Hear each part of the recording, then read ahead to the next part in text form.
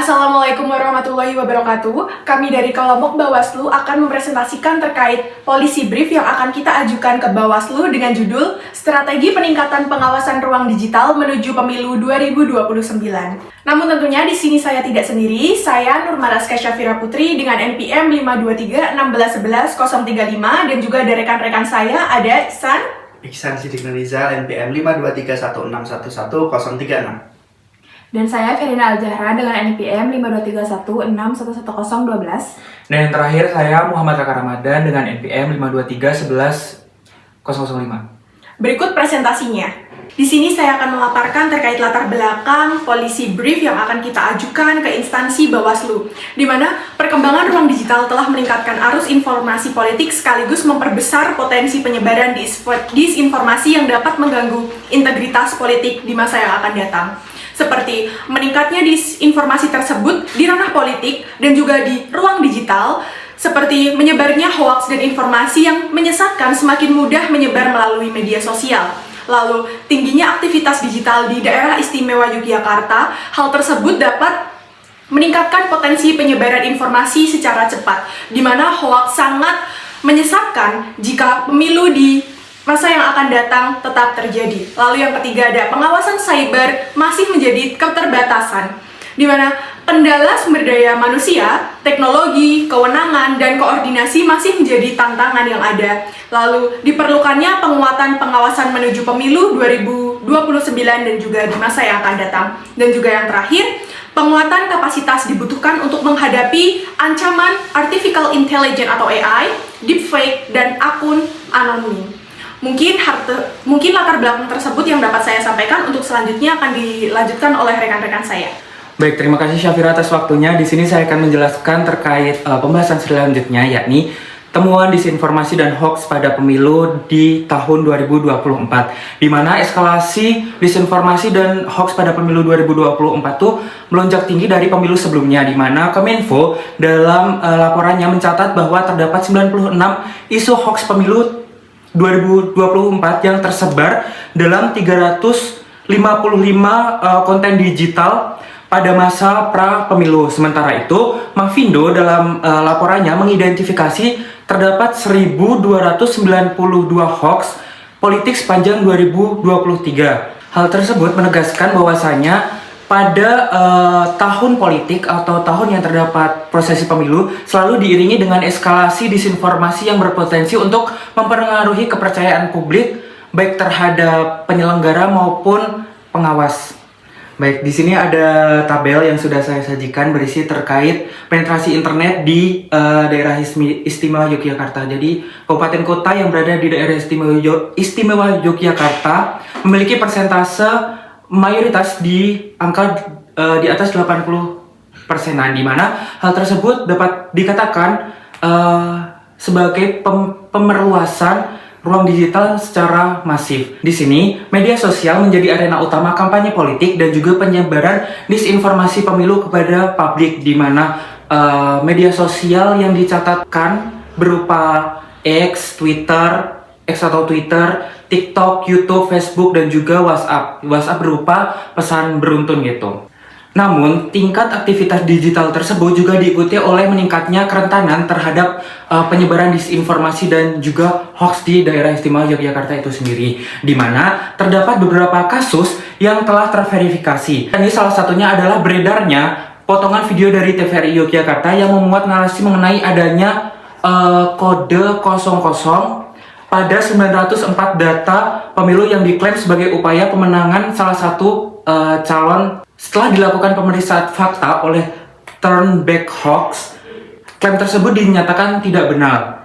Permasalahan tersebut sebenarnya hanya berkaitan dengan data administratif kependudukan yang masih menggunakan alamat RT atau RW berupa 00, di mana di daerah istimewa Yogyakarta sendiri terdapat beberapa wilayah yang tidak memiliki RT atau RW. Contohnya di daerah Bantul dekat Parangtritis itu ada wilayah yang tidak memiliki RT. Jadi di Dukcapil itu ditulisnya kode 00. Nah, hal tersebut juga sudah diverifikasi sama Disdukcapil, sehingga sama sekali tidak mempengaruhi hak pilih maupun hasil pemungutan suara. Selain itu, ditemukan juga penyebaran pesan berantai melalui aplikasi WhatsApp yang mencantumkan nama Denny J.A. dan mengklaim adanya dukungan organisasi keagamaan serta hasil survei terhadap pasangan calon tertentu.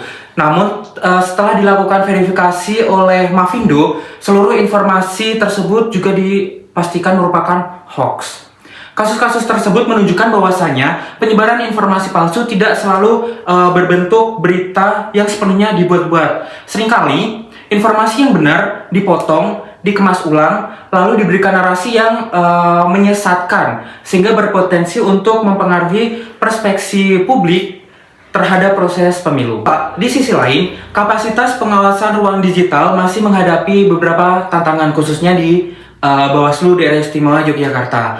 Dalam salah satu wawancaranya dengan Antara News, platform berita itu, pada September 2023, Ketua Bawaslu DIY, Bapak Muhammad Najib, menyampaikan bahwasannya Bawaslu DIY masih memiliki keterbatasan perangkat teknologi untuk melakukan pemantauan media sosial secara optimal. Hal ini disebabkan oleh besarnya volume informasi yang masuk ke Daerah Istimewa Yogyakarta, serta banyaknya platform digital yang harus diawasi. Oleh karena itu, pengawasan masih perlu diperkuat melalui kolaborasi dengan berbagai pihak, termasuk Polda DIY. Temuan tersebut juga selaras dengan data Bawaslu RI pada tahun 2024 yang mencatat bahwasannya terdapat 355 dugaan pelanggaran konten internet selama masa kampanye pemilu 2024. Data ini menunjukkan bahwasannya ruang cyber telah berkembang menjadi salah satu arena utama terjadinya pelanggaran pemilu. Nah, untuk itu, terkait materi selanjutnya, yakni hambatan dan juga tantangan yang berada di Daerah Istimewa Yogyakarta dalam ranah cyber, akan disampaikan oleh rekan saya. Baik, di sini saya akan menjelaskan mengenai kelemahan kebijakan dari Surat Edaran Nomor 102 Tahun 2024. Di mana isi dari surat edaran ini telah memberikan pedoman bagi jajaran Bawaslu dalam melaksanakan pengawasan konten internet atau cyber pada pemilihan serentak tahun 2024 kemarin. Namun demikian, dari sisi substansi, kebijakan ini masih memiliki beberapa keterbatasan. Yang pertama, surat edaran lebih beratkan pada pedoman operasional, seperti pembentukan tim fasilitas pengawasan konten internet atau cyber, tata cara identifikasi konten, patroli cyber, edukasi literasi digital, serta mekanisme pelaporan. Di sisi lain, pengaturan mengenai mekanisme penegakan setelah suatu pelanggaran ditemukan belum dijabarkan secara komprehensif. Lalu yang kedua, kewenangan Bawaslu dalam penanganan pelanggaran konten internet masih bersifat rekomendatif, di mana surat edaran mengatur bahwa hasil kajian Bawaslu hanya dapat diteruskan dalam bentuk rekomendasi kepada kementerian yang berwenang maupun penyelenggara platform digital untuk melakukan pembatasan akses seperti takedown. Sehingga keputusan akhir tetap berada pada pihak lain, bukan secara independen Bawaslu yang menentukan. Lalu yang ketiga, surat edaran telah mengatur kewajiban pelaporan hasil pengawasan secara berkala, tetapi belum memuat mekanisme evaluasi terhadap efektivitas pengawasan yang sudah dilakukan, seperti apa indikator keberhasilannya, bagaimana ukuran kinerjanya, maupun langkah tindak lanjut apabila pelaksanaan pengawasan tersebut itu belum mencapai hasil yang diharapkan di awal. Nah, akibatnya kebijakan ini tuh telah memberikan pedoman teknis yang jelas, namun masih memerlukan penguatan pada aspek penegakan dan evaluasi agar pengawasan konten internet dapat berjalan lebih efektif. Masuk pada tantangan dan hambatan, yang pertama, belum tersedianya early warning system pengawasan cyber, di mana pengawasan cyber yang dilakukan oleh Bawaslu DIY ini masih menghadapi keterbatasan dalam mendeteksi potensi penyebaran disinformasi secara dini. Ketiadaan sistem peringatan dini atau early warning system menyebabkan pengawasan lebih banyak dilakukan setelah hoax atau informasi yang menyesatkan itu telah beredar di masyarakat. Kondisi ini membuat upaya pencegahan menjadi kurang optimal karena Bawaslu lebih sering berada pada posisi merespon dibanding mengantisipasi ancaman sejak dini atau sejak awal. Lalu yang kedua, kelembagaan Pokja Pengawasan Cyber ini belum kuat, di mana Pokja Pengawasan Cyber belum memiliki status kelembagaan yang permanen dan masih bergantung pada penugasan secara personal yang bersifat sementara atau ad hoc. Akibatnya, terjadi keterbatasan dalam pengembangan kompetensi jangka panjang dan kesinambungan program serta konsistensi pengawasan digital. Nah, ketika terjadi pergantian personel atau berakhirnya tahapan pemilu itu, kapasitas kelembagaan yang telah dibangun tadi itu berpotensi hilang dan harus kembali mulai dari nol. Lalu yang ketiga, keterbatasan landasan hukum dalam penanganan disinformasi kepemiluan, di mana disinformasi dan hoax kepemiluan belum diatur secara khusus dalam regulasi yang bersifat lex specialis, di mana pengaturan yang ada masih tersebar dalam Undang-Undang Pemilu dan Undang-Undang ITE, sehingga sering menimbulkan ketidakjelasan kewenangan, prosedur penanganan, dan jenis sanksi yang dapat diterapkan. Nah, kondisi ini menyulitkan Bawaslu dalam melakukan penegakan hukum secara efektif terhadap pelaku penyebaran disinformasi yang dapat mengganggu integritas pemilu. Setelah tadi sudah dipaparkan mengenai data, hambatan, tantangan, dan kelemahan kebijakan, di sini kita merekomendasikan 3 kebijakan kepada Bawaslu, khususnya Bawaslu Daerah Istimewa Yogyakarta. Yang pertama, penguatan kelembagaan pengawasan ruang digital melalui Pokja Pengawasan Ruang Digital menjadi unit kerja permanen dan pembentukan jabatan fungsional serta staf pengawasan cyber di lingkungan Bawaslu dalam rangka meningkatkan efektivitas pengawasan disinformasi, hoax, pelanggaran kepemiluan di ruang digital khususnya pada pemilu yang akan datang 2029. Bawaslu perlu memperkuat kelembagaan Pokja Pengawasan Cyber dan pembentukan jabatan fungsional serta staf pengawasan cyber di tingkat provinsi maupun kabupaten dan kota. Unit ini bertugas melakukan pemantauan, analisis, verifikasi, dan pelaporan informasi digital yang berpotensi mempengaruhi integritas pemilu. Pengisian dari staf atau divisi ini diperlukan atau didasarkan pada kompetensi, minat, dan pengalaman di bidang yang sama atau relevan, yaitu di bidang digital, seperti paham mengenai AI, seperti paham mengenai sosial media spesialis, dan lainnya yang berkaitan dengan ruang digital. Yang kedua, penguatan regulasi pengawasan ruang digital pemilu melalui pembentukan peraturan khusus atau lex spesialis hukum mengenai disinformasi dan hoax kepemiluan. Dengan teknologi informasi telah memunculkan ancaman terhadap integritas pemilu seperti disinformasi, hoax, dan deepfake atau lainnya. Namun hingga saat ini belum ada atau belum terdapat peraturan khusus atau yang bersifat lex spesialis yang mengatur mengenai kepemiluan atau ruang pemilu di ruang digital.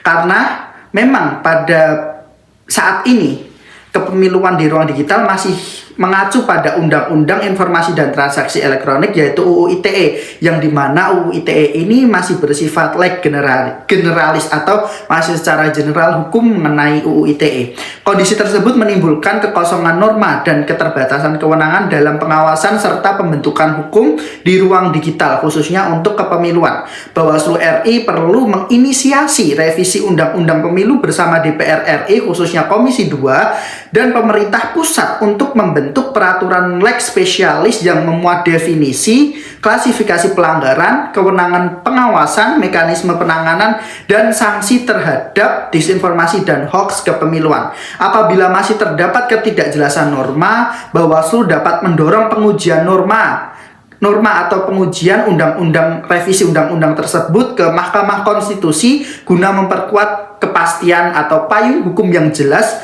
serta landasan konstitusional pengawasan pemilu di ruang digital. Dan yang ketiga atau terakhir itu ada pengembangan pusat data informasi kepemiluan sebagai instrumen pengawasan ruang digital terintegrasi yang mencakup posko aduan disinformasi pemilu dan sistem peringatan dini atau early warning system, serta dioptimalisasi melalui kampung demokrasi yang terkhusus untuk penanganan pemilu di ruang digital dalam upaya pencegahan dan mitigasi disinformasi kepemiluan.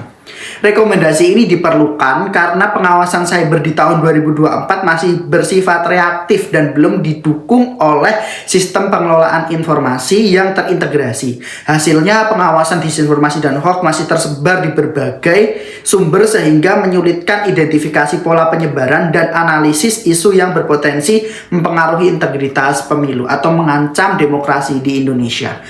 Bawaslu perlu mengembangkan pusat data informasi kepemiluan yang mencakup posko aduan disinformasi pemilu untuk di mana masyarakat bisa melaporkan kepada posko itu ketika dia menemukan pelanggaran di ruang digital, dan juga ada sistem peringatan dini atau early warning system untuk mendukung pengawasan cyber yang terintegrasi berbasis data dan preventif, yaitu untuk di mana kita melakukan mitigasi sebelum kita melakukan penyelesaian sengketa. Karena di Bawaslu ada penyelesaian sengketa begitu. Melalui sistem ini Bawaslu dapat melakukan deteksi dini, menghimpun laporan masyarakat secara efektif, serta menyusun langkah mitigasi berdasarkan hasil analisis data. Jadi untuk melalui rekomendasi ini Bawaslu bisa untuk melakukan deteksi dini. Jadi penyelesaian sengketa waktu tahapan pemilu itu jadi berkurang karena sudah dilakukan mitigasi. Selain itu juga optimalisasi kampung demokrasi perlu dilakukan sebagai sarana edukasi, literasi digital, dan penguatan partisipasi masyarakat dan menangkal disinformasi menjelang pemilu yang akan datang. Di mana memang kita dibutuhkan kampung demokrasi untuk menjalankan konsolidasi demokrasi di luar tahapan pemilu atau disebut non tahapan pemilu, salah satunya untuk bisa menciptakan atau melakukan literasi digital agar masyarakat itu bisa lebih paham atau masyarakat bisa mengerti mengenai pengelolaan digital termasuk dalam pelanggaran pemilu di ruang digital. Mungkin itu aja terkait dengan rekomendasi, setelahnya bisa langsung ditutup dan kami serahkan waktu kepada moderator kembali. Dari presentasi yang sudah kita paparkan tadi, kami dapat menarik kesimpulan bahwa perkembangan ruang digital telah menjadikan disinformasi dan hoax sebagai tantangan serius bagi integritas pemilu. Di daerah istimewa Yogyakarta, untuk penggunaan internet sudah cukup tinggi dengan semakin signifikan di setiap tahunnya, yang dimana pastinya akan selalu menjadikan tantangan bahwa disinformasi dan hoax ini akan semakin luas dan menjadi tantangan dalam integritas pemilu. Meskipun Bawaslu telah membentuk Pokja Pengawasan Cyber melalui Surat Edaran Nomor 102 Tahun 2024, pelaksanaan pengawasan belum berjalan secara optimal karena berbagai keterbatasan yang sudah dipaparkan sebelumnya. Berdasarkan kondisi tersebut, tulisan ini menawarkan sejumlah rekomendasi penguatan kelembagaan, regulasi, dan sistem pengawasan digital sebagai upaya meningkatkan efektivitas pengawasan ruang digital dalam menjaga integritas pemilu, khususnya pemilu 2029. Sekian presentasi dari kelompok kami. Jika ada kurangnya mohon dimaafkan. Wassalamualaikum warahmatullahi wabarakatuh. Terima kasih. Cut.